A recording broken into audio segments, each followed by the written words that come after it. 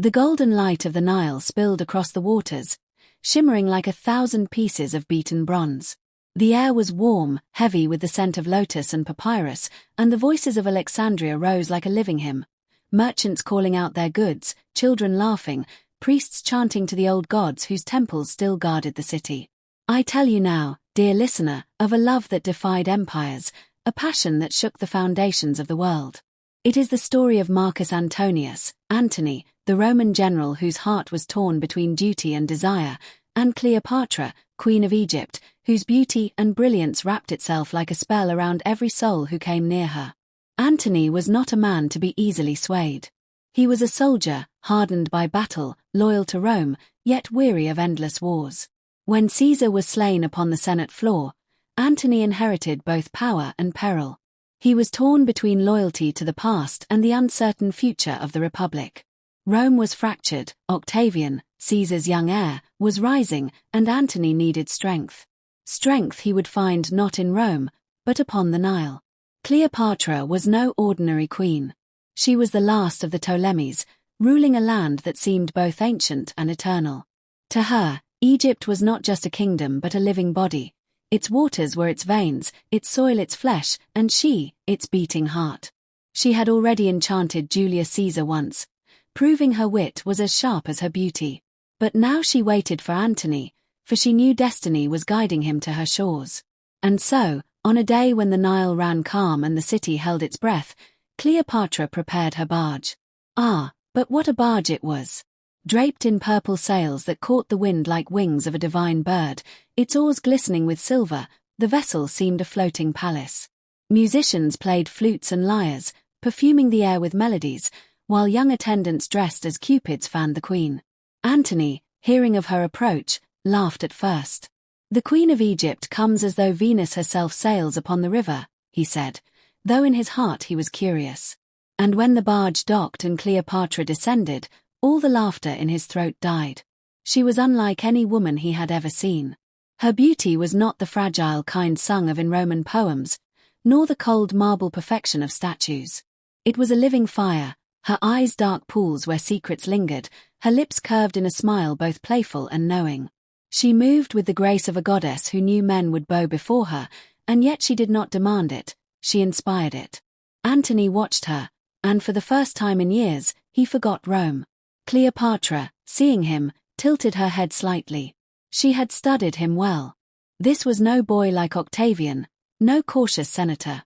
This was a man of appetites, of boldness, of laughter and rage, and she thought, "Here is one I can bind to me, if I weave my words with care." "General," she said softly, her voice flowing like honey warmed by the sun, "Egypt welcomes Rome, and I, Cleopatra, welcome you." Antony bowed, but only slightly, for though he was captivated, pride burned within him. "Then let us sit," he replied, "and see if Rome and Egypt may find friendship, or something more." That night, as torches burned and wine poured freely, the two spoke long. They spoke of power and politics, but also of dreams.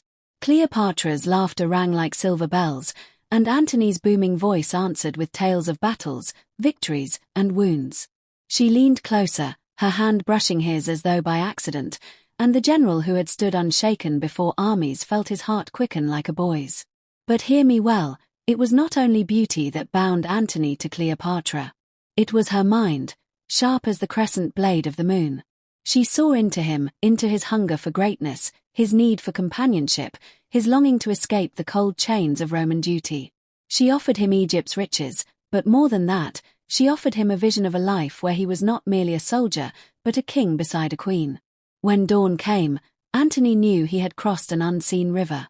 Rome was behind him, Egypt before him, and Cleopatra at his side. And though he did not yet speak it aloud, he knew this truth: he could no longer imagine a world without her. Thus began the story that poets would one day sing of in hushed tones, the tale of love and ruin, of crowns won and lost.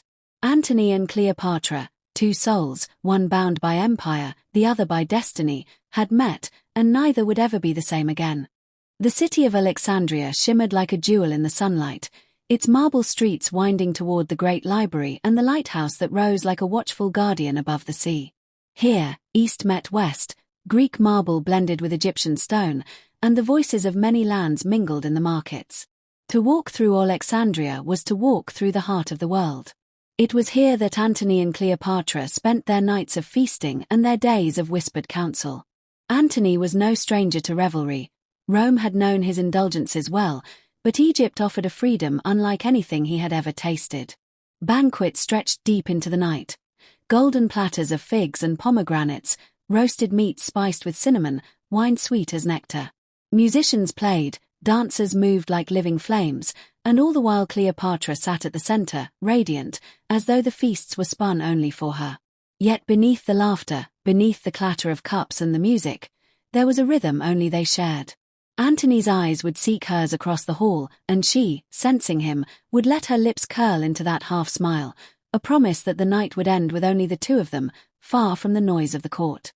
One evening, after the revelry had faded and the last torch burned low, Cleopatra led Antony through a hidden passage in her palace. The marble grew darker, the air cooler, until they came upon a chamber carved with ancient hieroglyphs. "Do you know where we are?" she asked, her voice soft. Antony shook his head, his broad shoulders brushing the walls as he followed. "These are the tombs of my ancestors," Cleopatra whispered. "Here lies the blood of pharaohs, kings who ruled when Rome was but a village of huts. Egypt remembers what Rome forgets, that power is not eternal, that even empires must bow to time." She paused before a stone sarcophagus, running her fingers along the carved figure of a sleeping king. "But tell me, Antony," she turned to him, her eyes gleaming like dark fire, "what do you seek? Do you chase Rome's fading glory, or do you desire something greater, something no senate can give you?" Antony looked at her, the torchlight flickering against his scarred face. For a moment, the soldier fell silent. He had fought 1,000 battles, commanded legions, and yet, in that chamber, her question pierced deeper than any blade. At last he said, "I seek a life that is mine, not Rome's. I am weary of chains, even golden ones." Cleopatra smiled faintly, stepping closer until her perfume filled his lungs. "Then stay," she whispered. "Stay in Egypt, and together we shall carve a destiny that no senate, no Octavian, can shatter." Her words were both promise and snare. Antony, though he knew the dangers, felt the pull of her vision. He saw himself not merely as a Roman general, but as something greater, a king among kings, with Cleopatra as his equal, ruling from Alexandria as the sun ruled the sky. That night, they sealed their bond not with treaties but with passion, and the city around them seemed to breathe with their union. Alexandria became their stage, the world their audience. The people watched and whispered. Some praised the queen for binding a Roman so mighty, others feared her for it. In the temples, priests muttered prayers that the gods would favor Egypt once more, while in Rome, news carried whispers of scandal. Antony, the great general, ensnared by the witch queen of the Nile. But Antony cared little for whispers. By day, he rode beside Cleopatra through the city streets, the people throwing flowers at their feet. By night, he sat at her side, drinking deep not only of wine but of her counsel. For Cleopatra's mind was always turning. She knew Octavian in Rome plotted, that alliances shifted like desert sands. She knew Antony must one day return, and that when he did, he would face not only politics but war. Yet she also knew this. So long as he loved her, Egypt would not fall. And so, their love grew, woven with laughter, ambition, and the shadow of doom. For though they lived like gods in Alexandria, the gods themselves watched with narrowed eyes, as if jealous of mortal passion so fierce. News does not sleep, and in Rome it runs faster than any horse. Even as Antony drank deep of Alexandria's nights, whispers sailed across the Mediterranean. The great Roman general lives as Egypt's king, bewitched by Cleopatra. In the Senate, men stirred uneasily. Octavian, young, sharp as a blade, Caesar's adopted heir, listened to every rumor with a cold smile. He needed little fuel to turn the Senate against Antony. Rome feared nothing more than a man who placed love above duty. Letters came, one after another, summoning Antony back. The Parthians threatened Rome's eastern borders, and the Senate demanded he return to his post. For weeks, Antony delayed, drowning in feasts, in Cleopatra's laughter, in nights of silk and flame. But duty gnawed at him, and Cleopatra, wise as ever, knew he could not ignore Rome forever. One evening, as the Nile caught the dying light of the sun, Cleopatra stood on her balcony, watching the water turn crimson. Antony joined her, his arms folded, his brow heavy with thought. "You must go," she said quietly. He turned, startled. "You would send me away." "I would not lose you to whispers of disloyalty," Cleopatra replied. "Rome calls you, and though I curse it, you must answer. Go, prove your strength, and return not as Rome's servant but as its master." Antony studied her face, the calm resolve in her eyes. "And if I do not return?" he asked, his voice rough. She reached for his hand, pressing it to her heart. "Then Egypt shall remember you as more than a Roman. You will live here, in my blood, in the songs of my people. But I do not believe the fates are so cruel. You will come back to me, Antony. You must." For a long moment, silence hung between them, broken only by the river's gentle song. At last, Antony kissed her forehead, as though sealing a vow. When he left, Alexandria wept. The streets seemed dull without the sound of his laughter, the palace quiet without their nightly feasts. Cleopatra walked among her people, but her heart paced the harbors, waiting for sails that were not yet there. In Rome, Antony found not welcome but suspicion. Octavian greeted him with courtesy, yet his words were daggers wrapped in silk. "How Rome misses its general," Octavian said before the Senate, his eyes glinting. "Yet I fear his heart beats not for Rome but for the Nile." Antony's pride flared. "My heart beats for honor," he retorted. "And I will prove it in battle, not in whispers." The Senate cheered, but the whispers lingered. And to bind himself to Rome once more, Antony made a choice that would wound Cleopatra deeper than any sword. He married Octavia, Octavian's sister, a union meant to bring peace and cement alliance. But what peace is there when love is torn in two? Antony's heart remained in Egypt, even as his hand took another's. Octavia was kind, gentle, but she was not Cleopatra. When Antony looked at her, he saw duty. When he closed his eyes, he saw the Queen of the Nile. And Cleopatra, hearing the news, stood silent for hours in her chamber. Her attendants dared not speak, for they saw the storm in her gaze.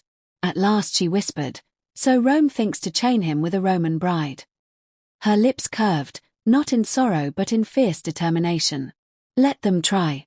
Chains of duty may bind a man's body, but not his soul. He will return. He cannot stay away."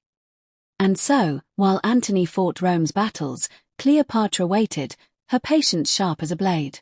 She knew that love such as theirs was no fleeting spark, it was a fire that consumed, and no distance, no marriage, no senate could quench it. Far away, in Rome's marble halls, Antony lay awake at night, listening to the silence beside Octavia. And in that silence, he heard the Nile calling. Seasons turned, wars flared and cooled, and still Antony's thoughts wandered back to Alexandria. The dust of Roman roads clung to him, the weight of the Senate pressed upon his shoulders. But in his dreams, he was again by the Nile, where laughter flowed as freely as wine. Octavia did all she could to soothe him, gentle words, patient loyalty. But Antony was a man whose spirit refused the quiet life. He was born for thunder, for passion, for glory. And in Cleopatra's memory, all these things burned brighter than in Rome's cold embrace. At last, weary of compromise, Antony broke free. He sailed once more to Egypt, not as a guilty lover but as a man surrendering to his true self. When word reached Cleopatra that Antony's ships approached the harbor, she did not rush to greet him with tears or reproach. No, Cleopatra understood the theater of power better than any queen. She prepared Alexandria for his return as though welcoming a conqueror. The city streets were washed and strewn with petals. Musicians lined the avenues, their flutes and drums filling the air with triumphant song. Citizens gathered, cheering, their voices echoing off the marble columns. And there, at the heart of it all, stood Cleopatra, crowned in gold, her robes glimmering with jewels that caught the sun. Antony, stepping onto the dock, paused in awe. He had expected perhaps anger, perhaps coldness, but what he saw was majesty. Cleopatra had not waited like a grieving lover. She had claimed the role of goddess, of queen eternal. She raised her hand, and the crowd fell silent. Her voice rang clear. Behold Marcus Antonius, ally of Egypt, hero of Rome, and friend of the Nile. Today, two worlds are one." The people roared, and Antony's chest swelled. In that moment, he was no senator's pawn, no rival to Octavian. He was a king, chosen by Egypt's queen. That night, feasts lit the palace once more.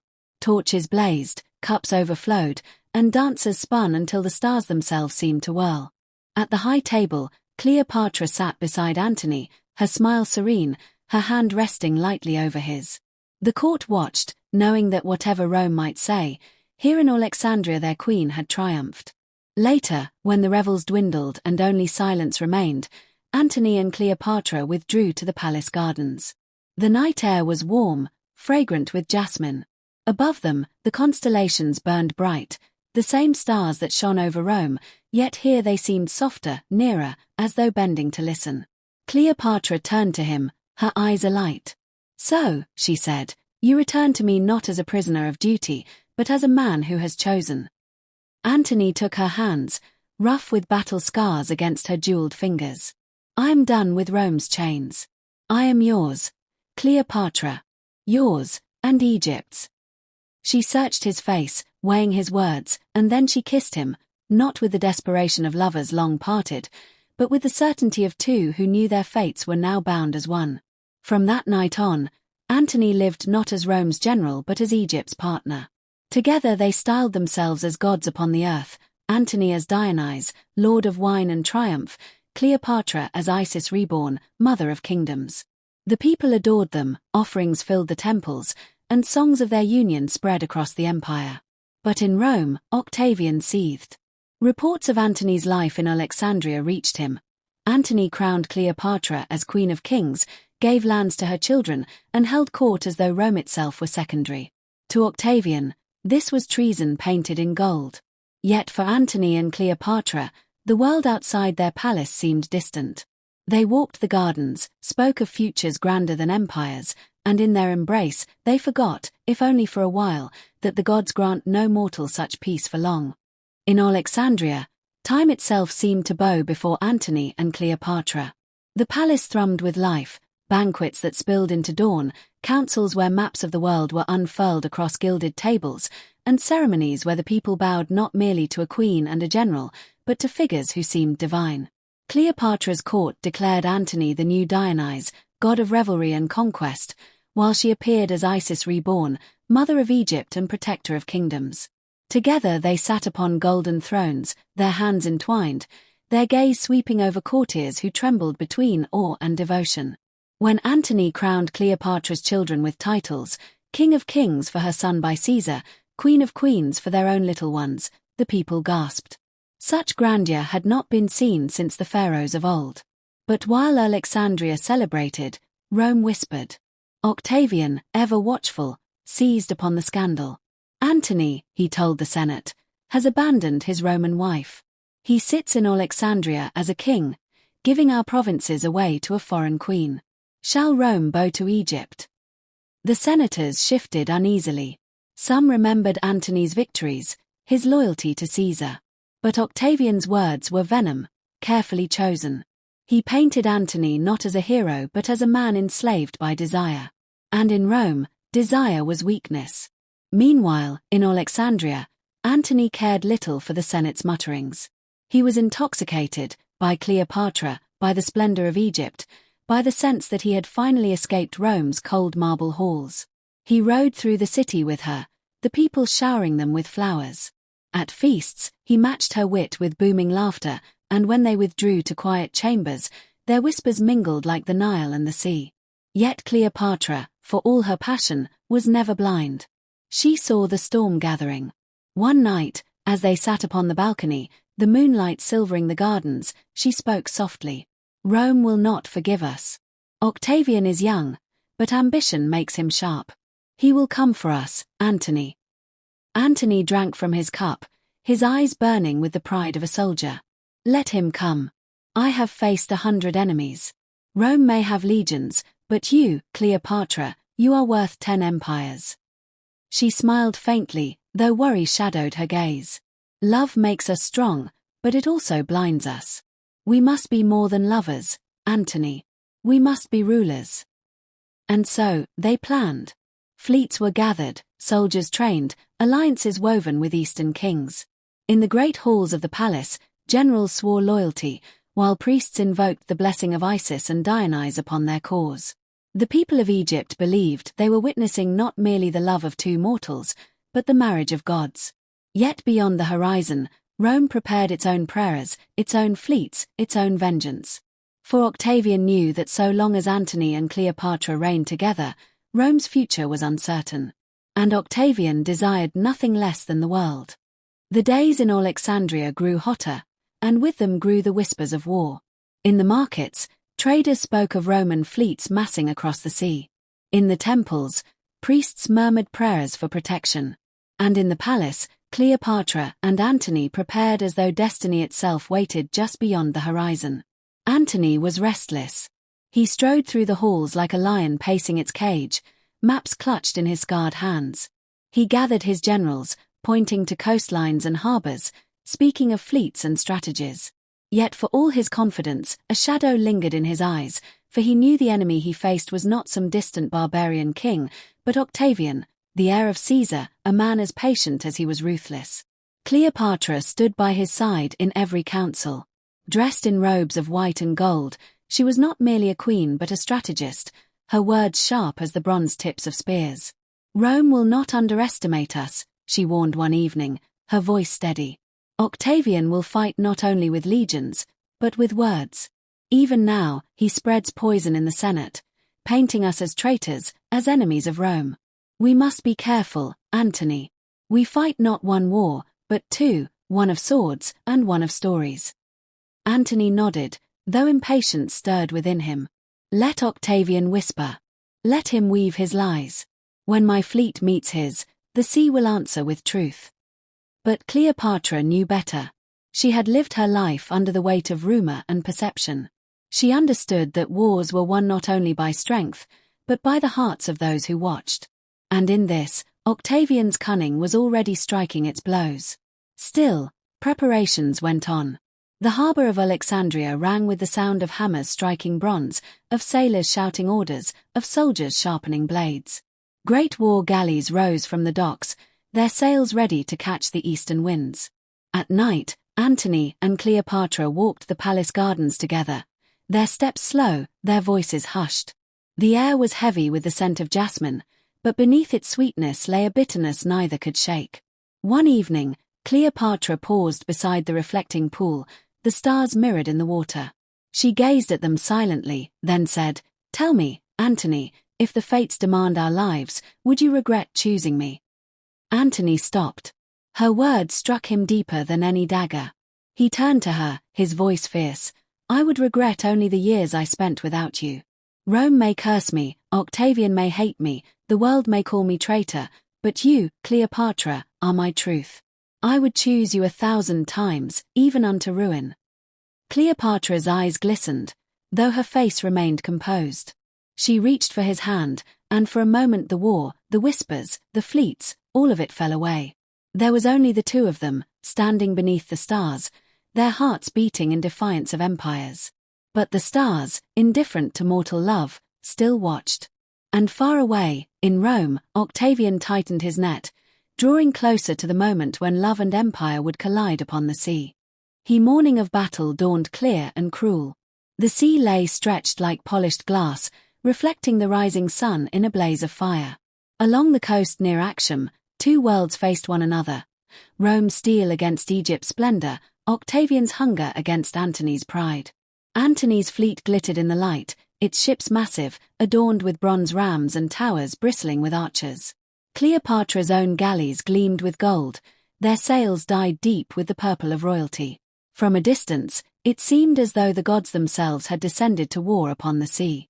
Antony stood upon the deck of his flagship, his armor gleaming, his jaw set. Around him his generals murmured, pointing toward Octavian's lines. Sleek, smaller ships, outnumbered, yet arranged with uncanny precision. "Rome's boy plays at war," Antony said, his voice loud enough to be heard across the deck. "Today we show him what men are made of." His soldiers cheered, striking their shields, though in their eyes flickered unease. Cleopatra stood apart upon her own flagship, sails billowing like wings behind her. She wore no armor, only robes of white and gold, her crown catching the sun. To her people she was Isis, protector of Egypt, but in her heart she was also a woman watching her fate entwined with the man who commanded beside her. The horns sounded. The oars struck water. Slowly, with terrible grace, the two fleets advanced. The clash came like thunder. Ships rammed against ships, wood splintered, men cried out as arrows darkened the sky. The sea turned black with smoke, red with blood. Antony's great galleys pressed forward, their weight driving into Octavian's smaller craft. But Octavian's admiral, Agrippa, was no fool. He struck not with strength but with cunning, cutting off wings of Antony's fleet, driving confusion into their ranks. Hours passed, and the battle swayed like a pendulum. Antony fought with the fury of a lion, shouting commands, urging his men forward. Yet in the chaos, his eyes sought always one sight: Cleopatra's ship, distant, its sails still waiting, watching. And then, it happened. A signal from Cleopatra's flagship, her sails suddenly unfurled, catching the wind. Her ships turned, breaking from the line, streaming away from the battle like birds fleeing storm. Antony froze. For a heartbeat, disbelief seized him. Why? Why now, when the battle raged at its height? His generals shouted, begging him to press the fight, to rally the men. But Antony's heart, stronger than reason, made its choice. If Cleopatra fled, he would not remain. With a sudden cry, he ordered his flagship to break away, to follow her into the open sea. His officers stared in horror, but the command was given. Antony's ship turned, his standard lowered, and the men of Rome saw their general abandon the field. The fleet wavered. Confusion spread like fire. Without their leader, Antony's forces faltered, and Octavian's disciplined lines pressed hard. By the day's end, the sea belonged not to Egypt, nor to Antony, but to Rome. Far from the smoke and ruin, Cleopatra's ship sped across the waves. Antony, following, at last came aboard her deck, his face dark with shame and fury. "Why did you leave?" he demanded, his voice raw. Cleopatra, her eyes shadowed, whispered, "Because I saw the tide turning. Better to save what remains than lose all in the fire." Antony stared at her, torn between rage and desperate love. "And I, what am I now? A soldier who fled, a general who abandoned his men. Rome will never forgive this." She touched his cheek, her fingers trembling though her voice was calm. "Rome was lost the moment you chose me. Do not grieve it now. Choose instead what remains, me, and Egypt." But Antony turned away, his shoulders bowed. He had won 1,000 battles, but this was the wound that would never heal. The sea lay behind them, heavy with smoke and ruin. The shouts of dying men echoed in Antony's ears long after the horizon swallowed the battlefield. Every wave seemed to whisper accusation. "You fled. You abandoned Rome. You betrayed your own name." They returned to Alexandria, but the city no longer greeted them with song. Where once the streets had been filled with music and garlands, now silence lingered. The people looked upon their queen with unease, their general with suspicion. Even the marble walls of the palace seemed colder, as if stone itself could mourn. Antony withdrew into himself. He spent long hours alone, pacing chambers once filled with laughter, his shoulders heavy with invisible chains. His soldiers, those who had survived Actium, murmured of betrayal. Some deserted. Others stayed only for the gold he still offered. Cleopatra, though shaken, masked her fear with determination. She moved among her people, appearing radiant in public, her crown gleaming, her voice steady. To the world she remained Isis reborn, the eternal queen. Yet in private, her heart wrestled with doubt. One night, she found Antony seated in the dark, the fire beside him little more than embers. His armor lay cast aside, tarnished, forgotten. He did not look up as she entered. "You must not sit in shadows," she said gently, kneeling beside him. "The world waits to see if you are broken. Show them a man unbowed." Antony's eyes lifted, hollow and bloodshot. "I am broken, Cleopatra. I betrayed my men. They died while I chased you across the waves. What kind of leader does such a thing?" She reached for his hand, but he pulled it away, pressing it instead against his forehead. Octavian will come. He will come with legions, and what will I offer then? A ruined fleet, a crumbling army, a heart that has already surrendered. Her voice sharpened, a queen's command beneath the lover's plea. No. You will offer Egypt. You will offer me. Together we can still stand. But not if you drown yourself in shame. Antony looked at her then, truly looked, and for a moment the fire in his eyes flickered again. You are strength where I am weakness, he whispered. Without you, I am nothing. And with me? She asked, her hand resting gently upon his. With you, he closed his eyes, as though the words themselves were painful. With you, I could still be a god. For a time, their bond held them steady. They walked the palace gardens once more, though the laughter was muted. They summoned generals, sent envoys to distant kings, begged for allies. Yet each day, news arrived that Octavian's power swelled greater, while theirs shrank like a flame in wind. Cleopatra, ever cunning, began to plan for every outcome. She ordered her treasuries guarded, her ships prepared, secret tunnels cleared beneath the palace. She loved Antony fiercely, but she loved Egypt more. If he fell, she would not let her kingdom fall with him. And Antony, though he sensed her careful steps, could not bring himself to blame her. For he knew, deep within, that the tide of fate was pulling them both toward an end they could not escape. One night, as the desert winds howled against the palace walls, Cleopatra whispered to him in their chamber, "If ruin comes, promise me one thing." Antony turned to her, weary but attentive. "Anything." "Promise me," she said, her voice trembling, "that we will not let Octavian take us alive. Promise me we will meet our fate on our own terms." Antony's breath caught. He studied her face, the proud queen, the woman he loved, the mother of his children. Slowly, he nodded. "I swear it. If Rome takes our crowns, they will not take our lives. We shall choose our own ending." And with that vow, sealed in silence, they lay together, two lovers bound not only by passion but by the shadow of death. The Nile ran quiet and dark, reflecting the blooded sky after Actium. Antony's fleet was broken, his men scattered, and every victory he had ever claimed in Rome's name now felt hollow. Back in Alexandria, the palace that once glittered with gold now felt like a cage. Antony walked its halls with heavy steps, haunted by the cries of soldiers lost to the sea. Cleopatra watched him from afar, her heart aching, knowing that each day without hope hardened his pride into despair. He summoned his remaining commanders. "We must strike back. Even with what little remains, we can rally allies from the east," he said, his voice harsh yet frayed. His generals shook their heads, warning him that Octavian's forces were too numerous, too disciplined. Cleopatra approached, her robes shimmering like moonlight. "You cannot fight Rome with empty ships and weary men. What remains is ours to save, not to squander." Antony turned toward her, eyes dark with fury and grief.